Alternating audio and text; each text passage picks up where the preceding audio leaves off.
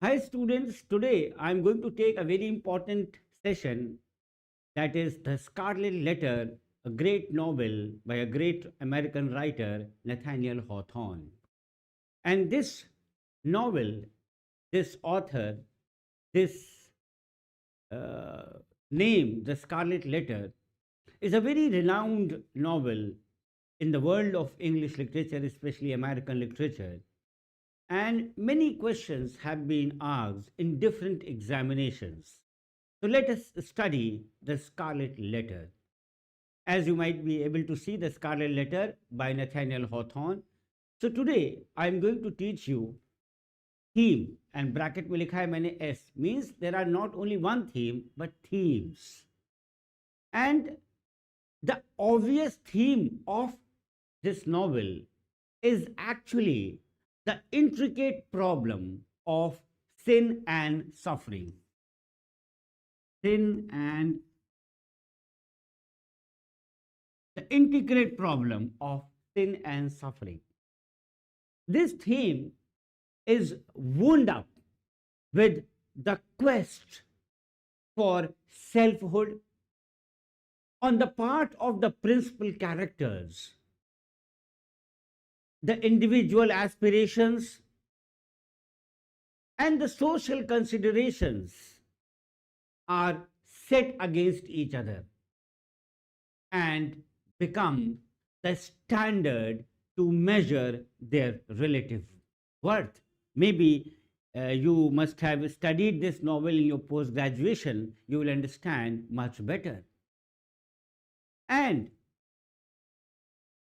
contents in the Scarlet Letter consists of three matters which dominate the thought, which dominate the actions of the characters. And what are those three matters? Sin, isolation, and reunion. Sin, isolation, and reunion. Generally speaking, with Hawthorne, isolation,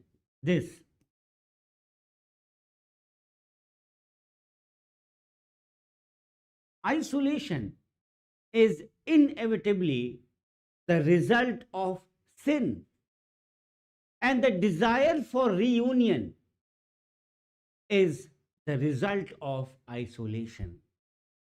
अगर आप ये sentence केवल बता देंगे, लिख देंगे, you will get good marks. Now, to understand more about it, Hawthorne's treatment of the concept of sin is, however, a relative one, and it is central to the peculiar temperaments of the various characters. I am sure you must be knowing a character, protagonist, Hester. Hester's act becomes a sin. इनका जो act है वो sin बन जाता है. It becomes a sin due to the conception or misconception of the Puritan community, which refuses to tolerate any diversion from the established code of conduct. Hester, on the contrary, regards her relationship with Dimmesdale. किसके साथ? With Dimmesdale. She regards her relationship with Dimmesdale not as adulterous. वो adulterous नहीं मानती, but a consecrated one and an affirmation of the laws of life. बच्चा जो पैदा होता है उसका नाम क्या था स्टूडेंट्स? पर्ल. अब समझिएगा, the birth of Pearl, whose aspect is imbued with a wild natural beauty, almost confirms her conviction. While Dimmesdale may describe Pearl as the freedom of a broken law.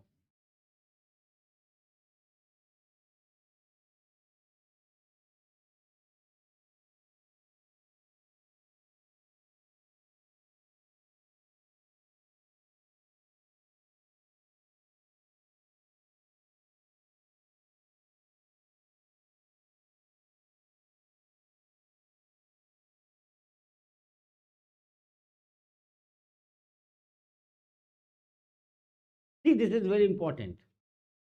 While Dimmesdale may describe Pearl as the freedom of a broken law, the manner in which she has been portrayed in the Scarlet Letter suggests that even sin may be the productive of beauty. कितनी बड़ी बात है इस novel में. जो sin है, that may be the productive of beauty. The community does not think of Dimmesdale as a sinner. जो community होती है वो डिमसडेल को सिनर नहीं मानती. Even after he has made a public confession of his secret association with Hester. And the minister feels himself to be a sinner because in cohabiting with Hester in the forest, he has fallen short of his self-conceived image as a godly person. So, the ironic predicament of Dimmesdale is that whenever he tries to confess his sin in his sermons, it comes to pass as an expression of his humility and divine character. Then you must have seen a character in this novel, Roger Chillingworth. Roger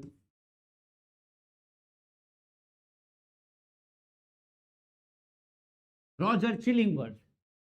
Roger जो Chillingworth हैं, he too is not at all free from guilt.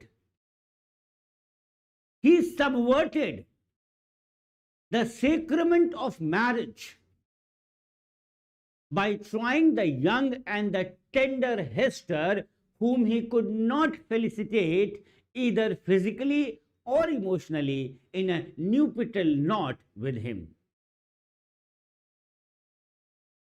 वो admit करते हैं हेस्टर को. अगर आपने novel पढ़ा हो, he as he admits to Hester, quote unquote में उन्होंने लिखा है, उन्होंने बोला है, mine was the first wrong when I betrayed thy budding youth into a false and unnatural relation with my decay, quote unquote. So, however, adopting the pose of a wronged husband, Chillingworth seeks revenge against Dimmesdale and becomes the instrument of prolonging the latter's agony. अगर हम psychological बात करें, psychological sin is of three kinds. 3 प्रकार का sin होता है. The first kind of sin is the one which is willfully concealed in order to uphold one's false ego and hurt another person. ये पहले प्रकार का sin होता है. Roger Chillingworth commits this first kind of sin when he pries into the secret of Dimmesdale's heart in the guise of his physician. Now, the second type of sin is the one which has been repressed, and although it is not manifested directly, it finds expression in the private little acts of atonement, as in the case with Hester.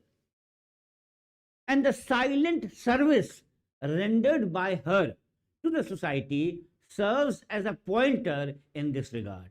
ये हो गया second type of sin. And the third kind of sin is the one in which the sinner is ambivalent about it. He is in the dilemma whether to confess it, whether not to confess it. And who belongs to this category? Dimmesdale belongs to this category. and the inevitable outcome of sin, चाहे उसकी कोई भी merit हो, whatever its merit is isolation, is suffering. जो outcome होता है सिन का, चाहे कितनी भी उसके अंदर मेरिट हो, अच्छाइयाँ हो, आइसोलेशन मिलेगा ही मिलेगा आपको, सफरिंग मिलेगी ही मिलेगी आपको. And the Puritans have the firm conviction that any indulgence in carnal pleasures is to be castigated, and because of this they refuse to have any kinship with Hester Prynne, who is forced to live on the outskirts of Salem. She is condemned to wear the scarlet letter on her bosom as a public token of her shame. And the Puritan matrons who feel that Hester has disgraced womanhood by her act demand nothing short of a death sentence for her. उसके लिए केवल death sentence ही मांगते हैं. Fine. And every time she comes to the colony, Hester has to face a hostile crowd of Puritans who lose no opportunity to reprimand her.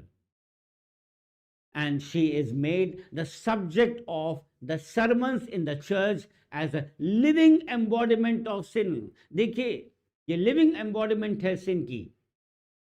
Thus, when Hester is set upon the public scaffold for a trial, the individual and the world are pitted against each other. Hester represents the force of individuality, seeking fulfillment through self-actualization in this world.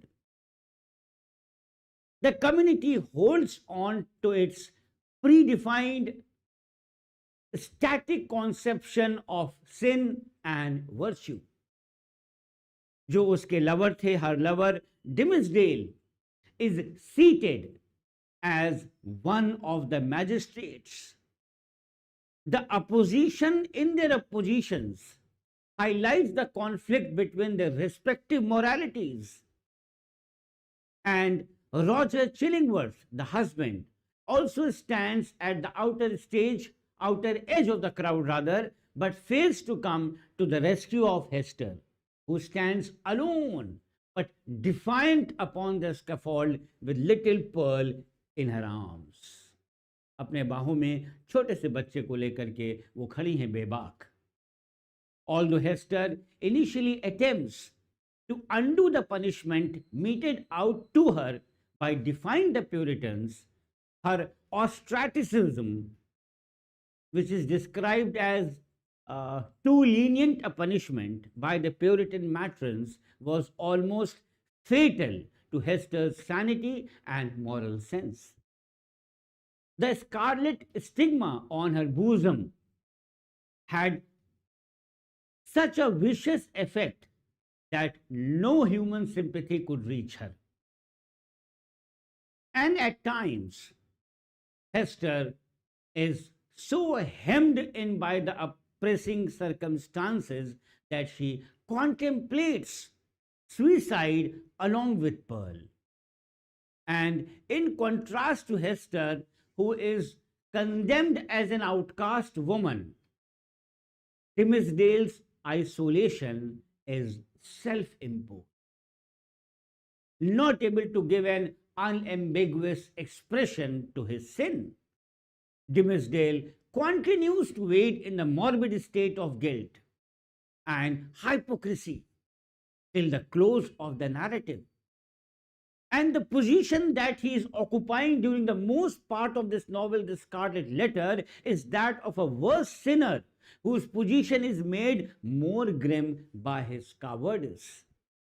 And in order to overcome his guilt, Dimmesdale takes recourse to the path of self-punishment by inflicting severe torture upon himself. However, this further worsens the minister's plight as it merely represses but does not root out its strong animality, as pointed out in the novel by Roger Chillingworth. Fine. Now, further, Roger Chillingworth does not experience any sympathy for the other people around him because of his perverted intellectualism and vengeful designs. Not only is he deformed